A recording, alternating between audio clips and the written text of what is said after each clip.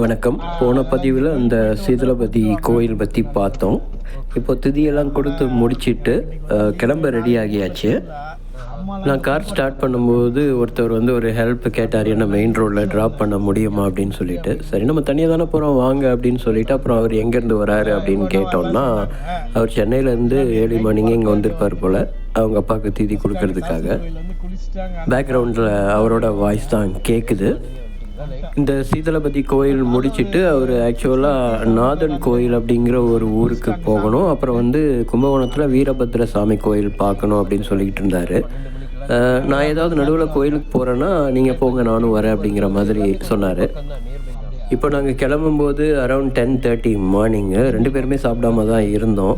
இப்போ இங்கே சீதளபதியிலேருந்து நம்ம போகும்பொழுது அந்த சரஸ்வதி கோயில் தாண்டி தான் போகணும். அதனால் அங்கே ஒரு விசிட் போட்டு அப்புறமா சாப்பிட்லான்னு சொல்லிட்டு இப்போது வந்து சரஸ்வதி கோயிலை நோக்கி போகலாம் அப்படின்னு பிளான் பண்ணி கிளம்பிகிட்ருக்கோம். தமிழ்நாட்டில் கூத்தனூர் ஆலயம் தான் சரஸ்வதி தேவிக்கு ரொம்ப பிரசித்தி பெற்ற ஆலயம். இந்த எக்ஸாமினேஷன் டைம்லலாம் ஸ்டூடெண்ட்ஸ் வந்து அங்கே நல்லா பெரிய க்யூ நிற்கும். பேனாலாம் வாங்கிட்டு வந்து சரஸ்வதி தேவி பாதத்தில் பூஜை பண்ணி அப்புறமா கிளம்புவாங்க. இது மாதிரி ரொம்ப விசேஷமான கோவில். அபிஷேகத்துக்கெல்லாம் முன்னாடியே புக் பண்ணிட்டோம்னா காலையில் 9:30 மணிக்கு சரஸ்வதி தேவி சன்னதி முன்னாடி உட்கார வச்சு அபிஷேகம்லாம் பண்ணி அந்த பொங்கல் அந்த பிரசாதம் எல்லாம் நமக்கு தனியாக கேரியர்லாம் போட்டு கொடுப்பாங்க. இப்போது சீதளபதியிலேருந்து கிளம்பியாச்சு. நான் முன்னாடி சொன்ன மாதிரி ரோடு கொஞ்சம் மோசமாக தான் இருக்குது. இங்கே கல்லெல்லாம் கொட்டி வச்சுருக்காங்க. அது ரோடு போடுறதுக்காக என்னன்னு தெரியல. மேபி நெக்ஸ்ட் டைம் வந்தால் ரோடு ப்ராப்பராக இருக்கும்னு நினைக்கிறேன். பார்ப்போம். அடிக்கடி நிறைய பேர் வந்து போகிற கோயில் தான் இது. சாலை கொஞ்சம் பராமரித்து போட்டால் நல்லா இருக்கும். இப்போது நல்ல ரோடுக்கு வந்தாச்சு. ஸ்ட்ரைட்டாக போனால் மெயின் ரோடு வந்துடும். இப்போ நம்ம ரைட் சைட் டைவர்ட் பண்ணி சரஸ்வதி கோயில் சாலையில் என்ட்ரு ஆக போகிறோம். நம்ம ஏற்கனவே இந்த ரோட்டில் தான் வந்தோம். இங்கே கட் ஆகாமல் சீதளபதிக்கு நேராக போயிட்டோம். இப்போது சரஸ்வதி கோயிலுக்கு உள்ளே போக போகிறோம்.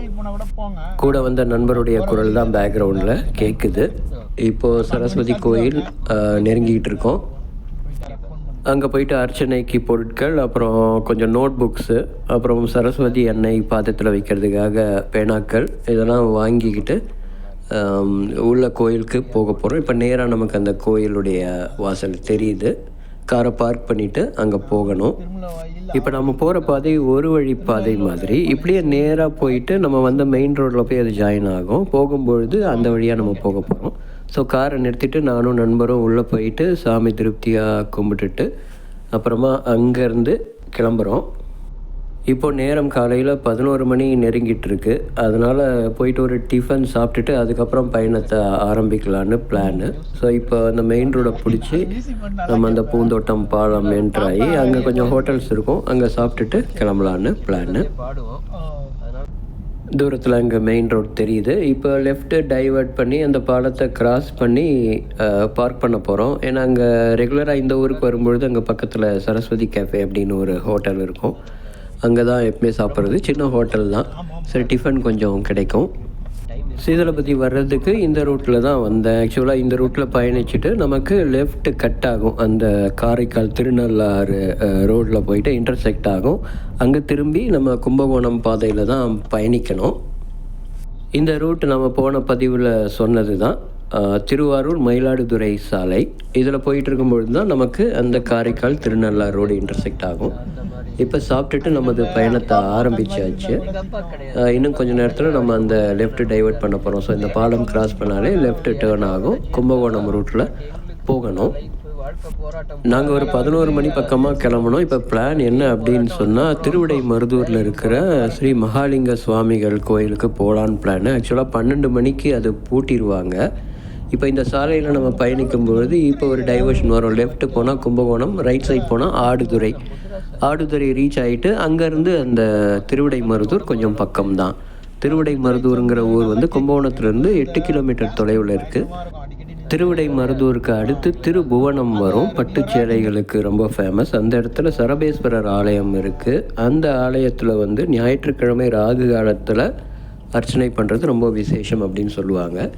இப்போ நம்ம இந்த ரோட்லேருந்து லெஃப்ட்டு உள்ளே நுழைஞ்சி ஸ்ரீ மகாலிங்க சுவாமிகள் கோயில் நோக்கி போகிறோம். கொஞ்சம் தூரத்தில் ரைட் சைட் டேர்ன் பண்ணோன்னா நமக்கு வந்து கோயில் பார்வை நல்லா தெரியும். இந்த ரூட்டு கோயிலை சுற்றி இருக்கிற 4 வாசங்களை ரவுண்ட் அடிக்கிற மாதிரி ரொம்ப அகலமாக அற்புதமாக போகும்பொழுது அப்படியே ஒரு ரவுண்ட் அடிச்சுட்டு தான் போவோம். இப்போது ரைட் சைட் டேர்ன் பண்ண போகிறோம். ரைட் சைட் டேர்ன் பண்ண உடனே நமக்கு கோயில் கோபுரத்துடைய பார்வை ரொம்ப அற்புதமாக தெரிய ஆரம்பிக்கும். இப்போது தூரத்தில் நமக்கு அந்த கோபுரம் தெரியுது. இப்போ 11:55. ஒரு வேளை பூட்டி இருக்குமோ அப்படின்ட்டு வேக வேகமாக காரை பார்க் பண்ணிவிட்டு உள்ளே போனோம். காரை நிறுத்திட்டு உள்ளே போகும்பொழுது மெயின் வாசல் திறந்துருந்தது, நல்ல வேலை. அப்புறம் சிவன் சன்னதி பார்க்கலான்னு போனால் அன்ஃபார்ச்சுனேட்லி சிவன் சன்னதி க்ளோஸ் பண்ணிட்டாங்க. சரி, லெஃப்ட் சைடில் அம்பாள் சன்னதிக்கு அங்கே அர்ச்சகர்கள் வேக வேகமாக கூப்பிட்டாங்க, சாத்த போகிறாங்கன்ட்டு. சரி, ஓடி போயிட்டு அங்கே அம்பாள் சன்னதி பார்த்தோம். இந்த கிளிப்பெல்லாம் போன வருஷம் மே 13 எடுத்தது. கவிஞர் சீனு என் கூட வந்திருந்தார். இந்த கோயிலுடைய சுற்றுப்புறம் காட்டுறதுக்காக அந்த கிளிப்ஸை நான் இந்த வீடியோவில் இன்க்ளூட் பண்ணியிருக்கேன்.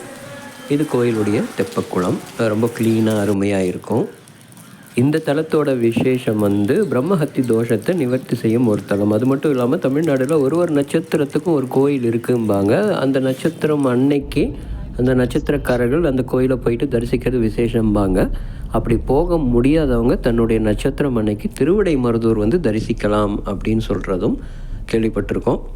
திருவிடைமருதூர் பயணம் முடிச்சுட்டு அடுத்து நண்பர் நாதன் கோயில் அப்படிங்கிற ஊருக்கு போகணும். அங்கே ஒரு பெருமாள் கோயில் இருக்குதுன்னு சொன்னார். இப்போ அந்த ஊருக்கு வந்தாச்சு. கும்பகோணத்துலேருந்து அது ஒரு 16 கிலோமீட்டர் தொலைவில் இருக்குது. சாலை ரொம்ப குறுகலாக இருக்கும். பஸ் வசதி கிடையாது. ஆட்டோ, 2 வீலர், நம்மளுடைய சொந்த வாகனங்களில் தான் வரணும்.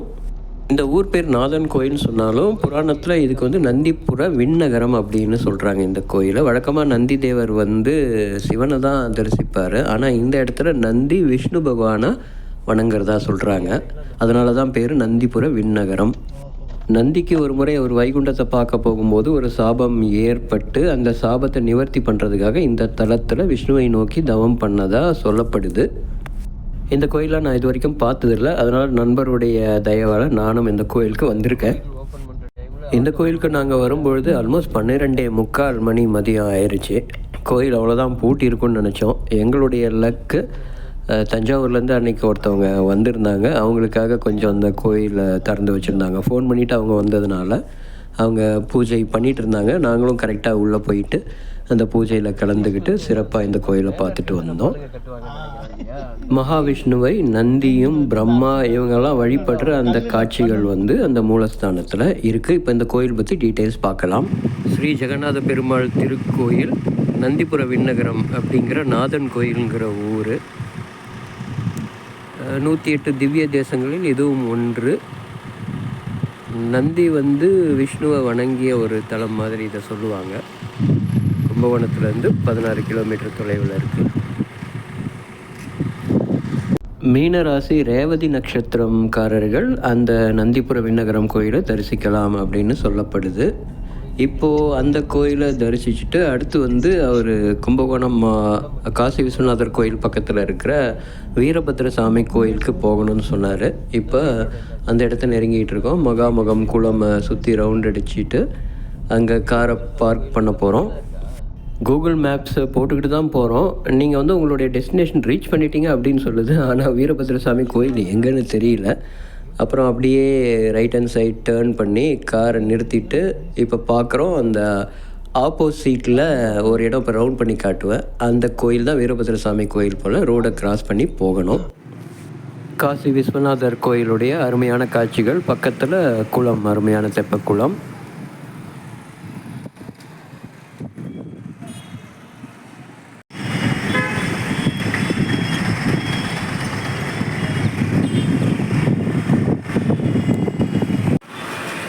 அருள்மிகு விசாலாட்சி அம்பிகா சமேத ஸ்ரீ காசி விஸ்வநாத சுவாமி திருக்கோயில், அருள் தரும் நவக்கன்னிகைகள் ஸ்தலம். கங்கா, யமுனா, நர்மதா, சரஸ்வதி, காவேரி, கோதாவரி, துங்கபத்ரா, கிருஷ்ணா, சரையு சிவபெருமான் நவக்கன்னிகளை மகாமக தீர்த்தத்தில் புனித நீராட அழைத்து செல்லுதல்.